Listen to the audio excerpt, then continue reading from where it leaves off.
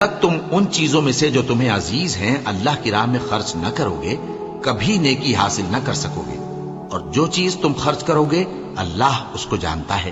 بنی اسرائیل کے لیے تورات کے نازل ہونے سے پہلے کھانے کی تمام چیزیں حلال تھیں بجز ان کے جو یعقوب نے خود اپنے اوپر حرام کر لی تھی۔ کہہ دو کہ اگر سچے ہو تو تورات لاؤ اور اسے پڑھو، یعنی دلیل پیش کرو۔ اب جو اس کے بعد بھی اللہ پر جھوٹے افطرا کریں تو ایسے لوگ ہی بے انصاف ہیں۔ کہہ دو کہ اللہ نے سچ فرما دیا، پس دین ابراہیم کی پیروی کرو جو سب سے بے تعلق ہو کر ایک اللہ کے ہو رہے تھے اور مشرکوں میں سے نہ تھے۔ سب سے پہلا گھر جو لوگوں کی عبادت کرنے کے لیے مقرر کیا گیا تھا وہی ہے جو مکے میں ہے، بابرکت اور جہان والوں کے لیے موجب ہدایت۔ اس میں کھلی ہوئی نشانیاں ہیں جن میں سے ایک ابراہیم کے کھڑے ہونے کی جگہ ہے۔ جو شخص اس مبارک گھر میں داخل ہوا